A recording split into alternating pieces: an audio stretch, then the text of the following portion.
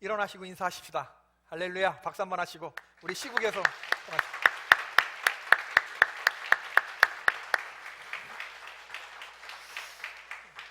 새해 두 번째 주일입니다. 여러분의 신년 첫 출항이 순조롭게 잘 진행되고 있으신지요? 작심 3일이라는 말이 있는데 영어로는 New Year Resolution, 신년 결심 어떻게 잘 지켜지고 계십니까? 올 한 해 여러분들의 그 인생에 어떤 순간보다도 멋지고 아름다운 영적 고공이 이루어지기를 주님의 이름으로 축원합니다. 혹시 여러분들 가운데 아직 구정이 남아있기 때문에, 그리고 다음 주일 지나고 나서 구정이 오기 때문에, 진정한 신년 결심은 설날에 하는 것이기 때문에 아직까지 신정과 구정 사이를 유예기간으로 생각하고 계시는 분이 혹시 있을 수도 있겠다. 이건 마치 대학에 있을 때 수강신청 변경 주간이라고나 할까? 지금까지 강의 안 들어가도 되고 그래서 쉬는 시간으로 생각하시는 분들이 있을 수도 있겠습니다. 오케이, 좋습니다. 이번 주 다음 주까지는 워밍업, 설날 지나면 우리 다 같이 요이 땅 하고 부르심의 표대를 향하여 달려가는 겁니다. 신정에 큰 결심하신 분들, 그리고 앞으로 구정에 결심을 하실 분들 모두에게 동일한 하나님의 은혜가 함께 하시기를 축원합니다. 희망고문이라는 말이 있습니다. 희망고문, 프랑스의 어느 소설가의 소설 제목에서 유래된 말이라고 하는데, 희망이라고 하는 건 좋은 건데 고문이에요. 애초부터 실현 가능성이 없는 희망이었기 때문에 이게 기대하는 사람에겐 오히려 결론적으로는 고통을 주게 되는 것이죠. 희망 고문도 신체 고문 못지않게 가혹합니다. 세상의 약 중에 가장 나쁜 약이 바로 희망이라고 하는 약. 희망 때문에 고통이 연장되는 거거든요. 부풀려진 희망이 부도날 때 절망의 골은 갑절로 깊어지는 겁니다. 등산해서 우리가 알아보지만, 등산할 때 우리가 산에 올라가서 알지만 올라가는데 너무 힘들잖아요. 이 산이 처음일 경우에. 그러면 하산하는 사람들한테 물어봅니다. 정상까지 가려면 얼마나 가야 되냐고. 다리를 두드리며 땀을 닦으며 얘기하면은 그들의 한결같은 대답은 뭡니까? 조금만 더 가면 된다. 거의 다 왔다. 우리가 그 말에 얼마나 기쁨으로 속았습니까? 근데 올라가도 끝이 없어요. 그래서 거의 다 왔다고 말한 저 아까처럼 가다가 넘어져라, 우리가 별 저주를 다 하면서 올라가는데, 그리고 우리가 정상에 올라갔다 내려올 때 또 등산하는 사람들이 얼마나 되냐고 물어보면 우리는 또 조금만 더 가면 된다. 우리가 또 그렇게 또 얘기를 합니다. 연초에 자녀들이 세뱃돈을 받는단 말이죠. 신정에도 받고 구정에도 받고 1년에 아이들이 이렇게 큰 돈을 만지는 대목이 많지 않습니다. 어린아이들이. 여러분, 10,000원을 받으면 10시간 PC방 가갖고 놀 수 있는 돈입니다. 1시간에 1,000원이니까. 10,000원 세뱃돈을 주면 얘가 분명히 PC방에 가서 10시간을 놀겠구나, 이렇게 생각하시면 맞는데요. 그런데 아이들이 돈을 갖고 있는 꼴을 엄마들이 봐요, 못 봐요? 못 봅니다. 엄마들이 다 뺐습니다. 제가 지금 이 얘기를 하면서도 지금 생각나는 아이가 제 막내 여동생인데, 얘 조카 아들이 셋인데 제가 조카들에게 과한 세뱃돈을 주는 그런 제가 삼촌이거든요. 할렐루야. 그러면 아이들이 저오는 걸 얼마나 좋아하는지 모릅니다. 인간관계의 효은 뭐니 해도 뭐니입니다, 여러분. 다른 사람들 배추잎 꺼낼 때 우리는 단풍잎을 꺼냅니다. 그러면 옆에 있다가 애들들 손에 들어가기가 무섭게 자기가 다 뺏어요. 그럴 거면 차라리 제주는 고미 부리고 세뱃돈은 지가 받지. 그럼 옆에서 하나는. 근데 얘의 모토가 뭐냐? 지나치게 많은 돈은 아이의 건강에 해롭다. 이게 모토입니다. 엄마가 잘 보관하고 있다가 네가 필요하면 언제든지 내주겠다, 이런 약속을 하는데, 엄마 주머니로 들어가는 속도는 정광석화인데 돈이 나와야 할 때는 이렇게 더디 나올 수가 없는 거예요. 자녀가 당당히 엄마 내 돈 내놔라, 세뱃돈 내놔라 주장하면 엄마는 그냥 안 줍니다. 꼭 단서를 답니다. 네가 이번 시험에 10등 안에 들면 주겠다. 약속은 물론 철석같이 하지요.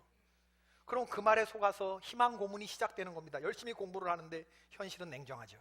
10등 안에 드는 거 쉬워요, 어려워요? 어렵습니다, 여러분. 10등 안에 들어본 적이 없는데 어려워요. 결론적으로 10등 안에 못 들면 약속을 못 지켰으니까 엄마한테 돈을 요구할 수 없게 되었어요. 그런데 그 돈이 애초에 엄마께 아니지 않습니까? 그러니까 아들 입장에서 속이 상해서 엄마한테 돈을 내놓으라고 말하면 엄마가 싸늘하게 보면서 뭐라고 말합니까? 너 지금까지 먹여주고 입혀준 것 값 다 내놔라, 이러면서 나옵니다. 그러면 내가 치사하게 이렇게 나올 줄 알았다 슬픈 예감을 가누며 이 돈은 영원히 못 받을 수 있겠다 이런 생각을 하면서 아들이 엄마한테 한마디 매기죠. 엄마, 이거 명백히 범죄야. 대한민국 순진한 미성년자를 상대로 본인의 의사에 반해서 갈취, 사기, 위력에 의한 직권남용, 우리 선생님이 그랬어. 희망고문이 나쁜 거라고. 엄마, 희망고문의 속은 내가 바보지. 강남 엄마들은 아이들이 이렇게 말하는 거예요. 결코 네버 절대 물러서지 않습니다. 너 말 잘했다. 뭐 범죄? 희망고문? 네 존재 자체가 임마 엄마한테 희망고문이야 임마. 잔소리 말고 들어가서 공부나 해. 저기 누굴 닮아가지고 머리는 좋은데 노력은 지혜비 닮아서 안 한다 이러면서 이제 아버지까지 괜히 끌고 들어. 집안에 이제 또 싸움이 나는 거예요. 지난주에 강남 성모병원에 가서 이제 아프리카 선교 여행을 앞두고 황열 예방 접종을 받아야 한다고 그러길래 주사를 한 대 맞고 왔어요. 병원을 나오면서 스타벅스가 있길래 커피를 주문하고 기다리는데 제 바로 뒷자리에서 3명이 앉아 있는데 우린 척 보면 딱 압니다. 스앵님과 엄마 아들. 스앵님이 딱 포스로 당신 자녀의 운명은 내 손 안에 있다 이런 포스가 흐르는 스앵님하고 죄인처럼 앉아 있는 학생과 그 옆에서 연신 고개를 끄덕거리는 엄마. 이게 그 자체가 그냥 스카이 캐슬입니다. 여러분, 제가 봤어요. 제가 예전에 고3 학생들 진학 지도하는 선생님으로부터 들은 얘기인데 집사님한테, 목사님, 고3 학생들 진학 상담하는 건 말기암 환자 상담하는 의사하고 똑같은 거예요.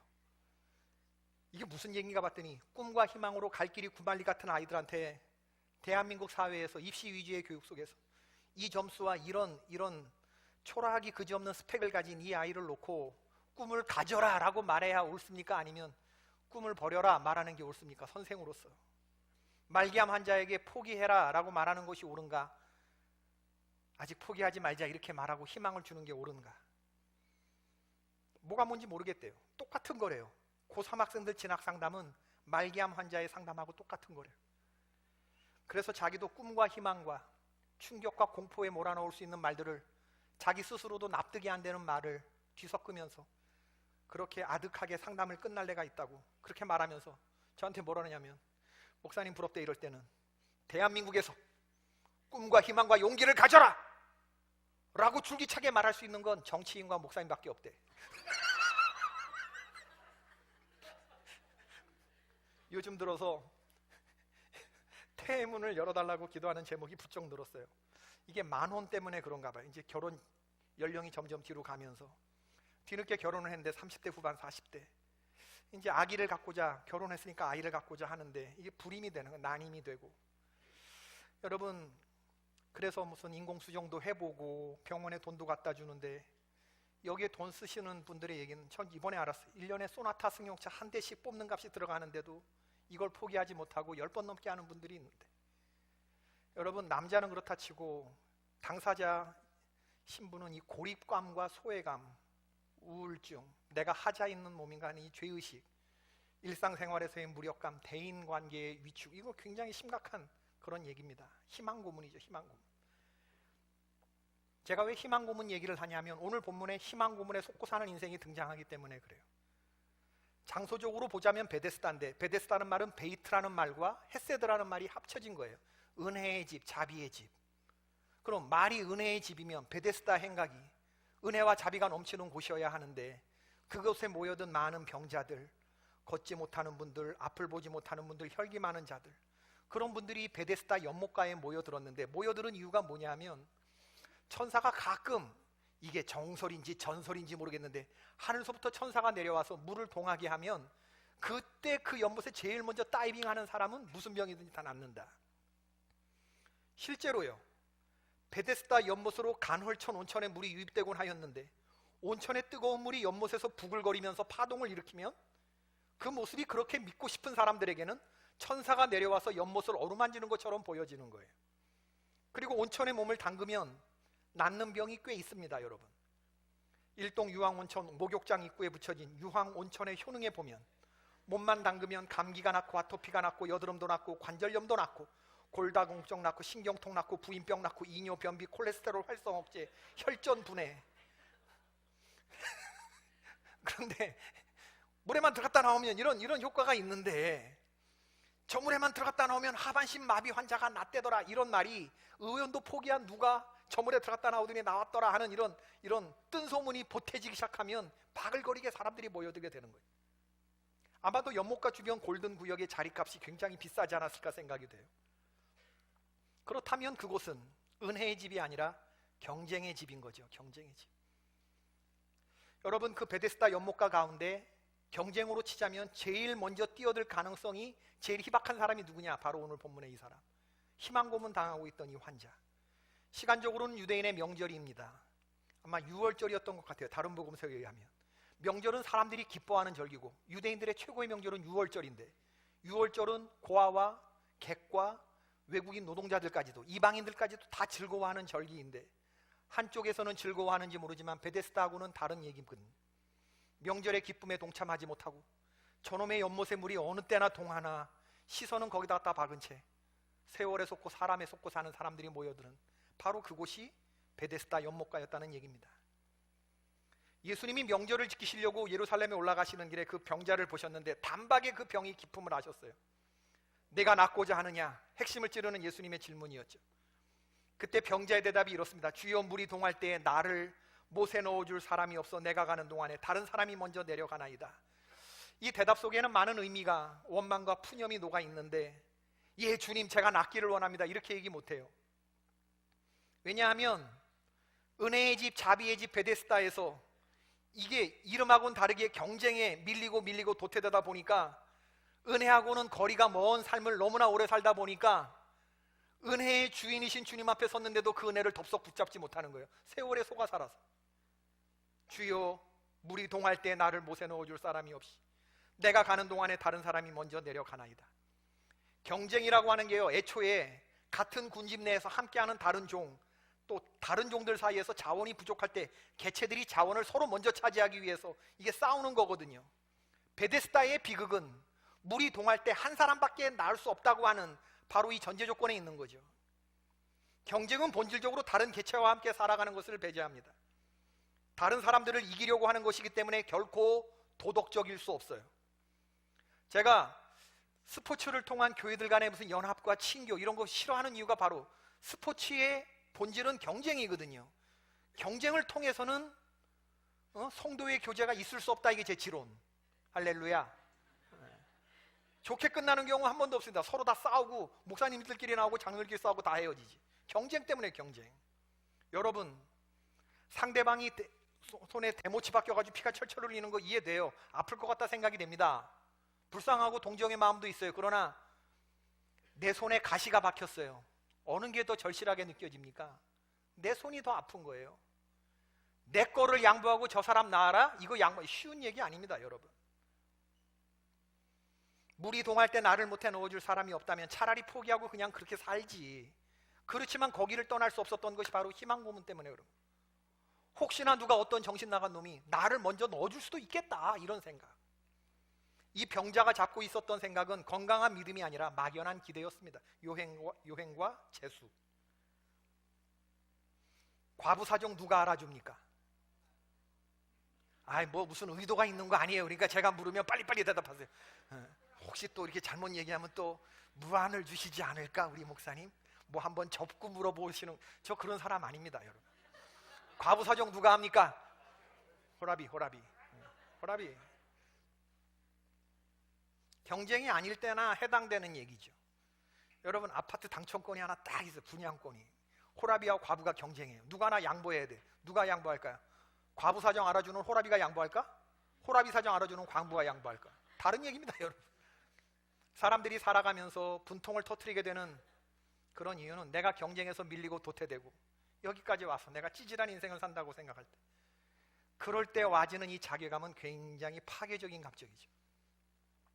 야곱이 아버지의 집을 떠나서 외산촌 집으로 가면서 그날 밤 그 야외에서 풍찬 노숙을 할 때 보았던 환상이 뭐냐면, 하늘과 땅에 닿았던 사다리 환상인데 천사들이 오르락 내리락 하는데, 야곱의 입장에 대해서 한번 그걸 보세요. 다른 사람들은 저렇게 저 사다리를 오르락 내리락 하면서 저 꼭대기에서 노는데 나는 이게 뭐야? 아버지와 형을 피해서 도망가는 내 신세를 생각해 보니 나는 한 계단도 밟고 올라서지 못해서 자꾸 미끄러져 내리고 자꾸 엉덩방아를 찍고 주저앉는가. 굉장히 파괴적인 밤. 남들은 꽁충꽁충 잘도 뛰는데 왜 나는 이렇게 한 발자국 뛰는 게 이렇게 어려운가? 내가 형제로 세상에 나왔을 때는 똑같이 엄마 아빠의 몸을 빌려 나왔는데 왜 어떤 형제는 최상품으로 풀려나서 백화점에 1등 상품으로 팔려나가는 과일이 되고 나는 썩어 문드러진 과일처럼 그저 제 돈 받고 팔지도 못하고 덤으로 얹어주는 거, 그냥 공짜로 주는 뭐 그런 것이 되었을까? 왜 값어치 없는 인생이 되었을까? 속상할 때가 있습니다. 그런데도 그런 야속한 생각, 야속한 세상에서 이런 생각을 하면서 우리가 버티고 사는 건 언젠가 재수와 요행이 내게도 오지 않을까? 막연한 희망 고문 때문은 아니었습니까? 베데스다 병자에게 예수님은 물었어요. 내가 낫고자 하느냐? 예, 주님, 그걸 말씀이라고 하십니까? 여부가 있겠습니까?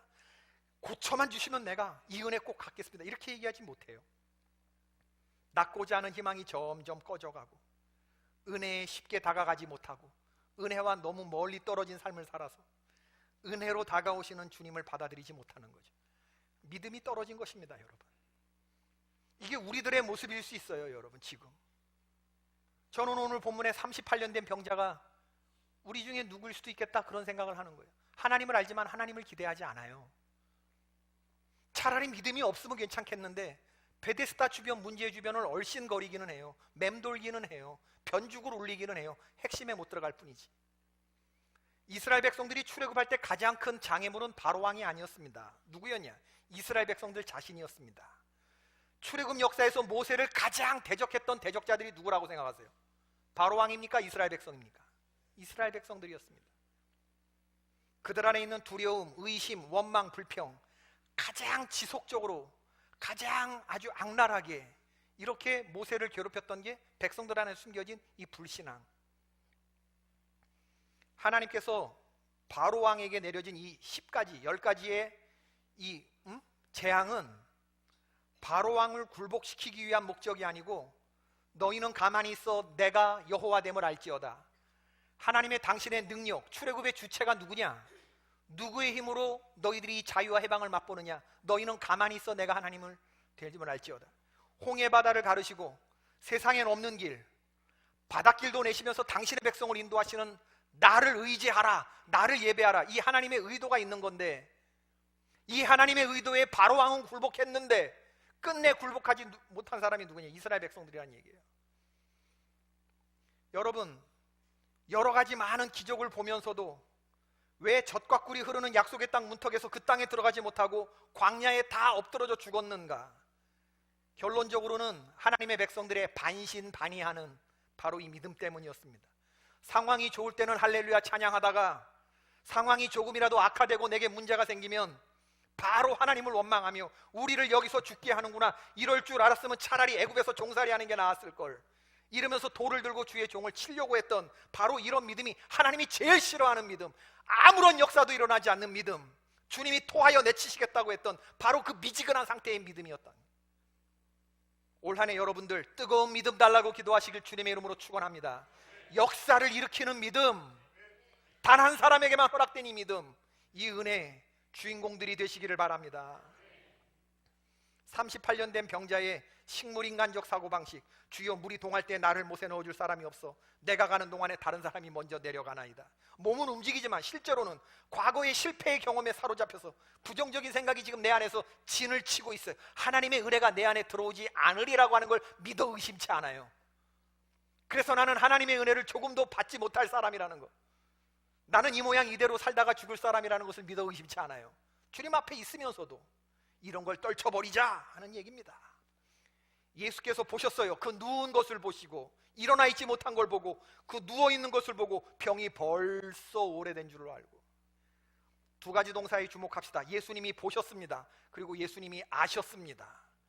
병자가 다 말씀드리지 않아도 예수님은 그가 얼마나 오랜 세월 동안 고생하고 고통스러워했는지를 알아요. 그리고 주님이 이르시되 일어나 내 자리를 들고 걸어가라. 아멘. 38년 동안 깔고 앉았던 자리, 냄새나고 남루한 자리, 때 묻은 자리를 들고 일어나라. 이 말씀이 저와 여러분에게도 임하게 될 줄로 믿습니다. 여러분, 우리도 일어나십시다. 주님이 일어나라고 하시니 인생 가운데 우리가 깔고 앉았던 자리, 운명 탓하고 신세 타령하고 자주 눈물을 흘렸던 자리, 그렇지만 결론적으로 아무런 일도 일어나지 않았던 자리, 문제 상황을 맴돌기만 할 뿐 그 문제를 해결하지 못하고 그 문제 상황 속에서 1cm도 벗어나지 못했던 바로 그런 좌절의 자리, 그 자리에서 주님 우리에게 명령하셔요. 들으셔야 돼요. 일어나라, 네 자리를 들고 걸어가라, 그 자리를 벗어나라고 주님의 말씀하셔요. 여러분, 어떻게 베데스다 연못의 가장 못난 최악의 죄인을 구원시키는 하나님, 우리 장로님 기도에 은혜 받았는데 우리 주님은 그런 분입니다. 최악의 죄인을 구원시키는 주님. 어떻게 38년 된 못난 병자 하나만 달랑 고침받고 그러고 호련히 사라지실 수 있었을까? 왜 베데스다 행각의 많은 사람들을 다 고쳐주시지 않으셨을까? 이 질문에 다른 대답은 없습니다. 이건 은혜로밖에는 설명이 안 됩니다. 세상에서는 찾을 수 없는 대답이죠. 그리고 성경은 38년 된 병자도 고침받았는데 하물며 너희들이야 라는 메시지를 저와 여러분에게 들려주고 계신 거죠. 은혜가 있습니다. 은혜가. 여러분, 은혜가 아니면 소경 바디메오가 눈을 뜰 수 없었어요. 예수님은 그의 육신의 눈만 뜨게 한 게 아니라 주님을 알아보는 바디메오의 영안을 열게 해주셨습니다. 이런 은혜가 있기를 바랍니다. 더 중요한 영안의 눈을 뜨시기를 바라고, 은혜가 아니면 삭개오가 구원받을 수 없었어요. 오늘 구원이 이 집에 이르렀다. 이 사람도 아브라함의 자손이로다. 천국의 주인이 직접적으로 다이렉트로 삭개오에게 구원을 선포했어요. 은혜입니다. 남편 5이나 두고 살았던 여인이 사마리아 전도 부인이 될 수 있었어요. 이분을 보라, 이분이 그리스도가 아니냐. 예수님이 그 여인하고 7마디 섞었습니다. 딴 길게 대화하지 않았어요. 묻고 대답하고 묻고 대답하고 7마디 대화가 주고받았는데 7마디의 끝에 이 여인이 하나님의 아들의 독생자의 영광을 알아버렸어요. 예언서에 기록된 이분이 약속된 메시아라는 걸 알았어요. 그리고 사마리아 성을 뒤집는 전도 부인이 된 겁니다. 은혜로밖에 설명이 안 돼요. 하나님의 은혜가 있었기 때문에 이새의 말째 아들 꼬마 목동이 이스라엘의 목자가 될 수 있었고, 핍박자요 비방자요 회방꾼 바울이 최고의 선교사가 될 수 있었고, 예수님 달려 돌아가실 때 십자가 부활의 언저리에서 어떻게 행동했는지를 보면 베드로는 수제자가 될 수 없는 찌질한 제자였습니다. 그러나 하나님의 은혜가 있었고 예수님의 용서하심의 은혜가 있었기 때문에 그가 천국의 열쇠를 쥐고 예수님의 수제자가 될 수가 있었던 거죠. 생각해보면 저와 여러분 모두 은혜가 아니면 그저 그렇고 그런 시시한 인생 살던 그런 사람들 아니었습니까? 우리가 다 꼴찌하던 최악의 죄인들 아니었습니까? 하나님이 은혜로 세워주시고 은혜로 덮어주셔서 여기까지 온 거예요. 제가 저를 봐도 그렇습니다. 여러분, 제가 기독교 명절 채워주시면서도 고백했지만 제가 인디안 선교사 나간다고 그럴 때 친구들이 저를 비웃었어요. 나쁜 놈들이죠. 지금 저기저기서 다 목회하는데 강남 선한목자교회 편 아무개 목사 저한테 그랬습니다. 하나님이 드디어 인디안 선교를 포기하시는구나. 인디안 선교를 하나님한테 사람이 정말 없나 보다. 이 목사 같은 사람을 선교사로 다 부르시니. 그 얘기가 뭐예요? 열방의 선교사들이 15,000명이 있는데 하나님이 한 사람이라도 선교사 나간다고 작정한 사람이 있으면 널 안 보냈을 거라는 거예요. 그럼 내가 1등이라는 얘기가 꼴등이라는 소리예요. 꼴등이라는 소리, 꼴등. 그걸 나쁜 놈들이 그렇게. 그럼 저도 그 얘기를 들으면 화가 나서 같이 맞받아 쳐야 되는데 같이 깔깔대고 웃었어요. 내가 나를 봐도 한심한데 하나님이 보시면 얼마나 부끄러우시고 한심하시고 하나님 얼마나 답답하실까, 그런 생각은 제가 나를 봐도 해요. 그런데 하나님의 은혜가 제게 임했습니다. 하나님이 은혜를 준비하시고 저를 밀어주고 싶은 거예요. 우리 하나님 그런 분이거든요. 그래서 저 꼴찌로 저게 떨레떨레 따라가는 저거를 축복해 주기 위해서 하나님이 생각하신 방법이 뭐냐. 저 앞으로 향해 가는 15,000명의 한국인 선교사들 뒤로 돌아 선착순 하나 딱 하는 순간에 누가 1등 되는 거냐. 그럼 제가 1등입니다 이렇게 얘기 못해요. 주여 나는 죄인입니다. 나를 떠나소서. 은혜입니다. 은혜. 그러니까 이 은혜를 선교사 하면서 말도 안 되는 웃긴 선교를 했는데 채워주신 하나님의 은혜가 너무 감사해서 지나온 시간들 뒤돌아보니까 나는 비틀거리면서 진짜 주접을 싸면서 선교를 했는데 지나보니 하나님이 그거 전부 다 덮어주시고 창이란 바다가 되게 하시고 뒤에 지나간 길을 다 깨끗하고 넓게 만들어 주신 이 하나님의 은혜를 입 다물고 있으면 내가 하나님의 영광을 가리는 것처럼 견딜 수가 없어서 책을 썼는데 그걸 원로 목사님이 읽어보시고 은혜를 받으시고 이상혁이라고 하는 목사를 아시고 불러다가 이 자리에 세운 줄로 믿습니다. 난 여기 쓸 수 있는 사람이 아니었어요. 여러분, 인간적인 눈으로 보면 난 여기 설 수 없는 사람입니다. 하나님의 은혜가 있었기 때문에 여기까지 온 거지. 제가 설교하기 전에 예배의 자리에 나오신 여러분 환영하고 축복합니다. 의례적으로 인사를 드리는 이유는 저는 이렇게 인사할 때마다 하나님의 은혜가 얼마나 감격되는지 모르고, 우리가 이 시간에 나와 앉아있을 이 자리가 아닙니다. 지금 여기가 우리가 좁은 자리에 이렇게 딱딱한 의자에, 장의자에 앉아서 우리가 이 시간이 아니면 나와 앉아있을 자리가 얼마나 많은데, 근데 여기 왜 나왔죠? 이 자리에만 있는 거, 이 자리에만 유통되는 거, 우리 교회만 가지고 있는 거, 그게 바로 은혜라는 겁니다. 은혜. 하나님의 은혜가 있고, 이 은혜를 만나기만 하면 나의 38년 된 문제도 한 방에 해결되는 은혜가 있기 때문에 우리가 여기 지금 나와 앉아 있는 거예요. 오늘날 교회가 광범위한 비난을 받으면서도 왜 교회는 건재하고 굳건한가? 인간의 능력 때문이 아니라 하나님의 은혜가 붙잡고 있기 때문에 그렇습니다, 여러분. 그리고 이 은혜를 사모하는 사람들에겐 여전히 오늘 이 성경에 나와 있는 동일한 38년 된 병자가 나음과 같은 기적이 오늘날에도 일어납니다, 여러분. 노벨 문학상을 받은 미국의 희곡 작가 유진 글래드스톤 오닐이라고 하는 분이 이런 말을 했습니다. 다 같이 따라해 보십시오. 다 따라해 보십시오 한 다음에 다시 한번 여러분들에게 시키니까 정신 바짝 차리시고. 인간은 부러진 채 태어나 고침받으며 살아간다. 하나님의 접착제가 바로 은혜다. 시작.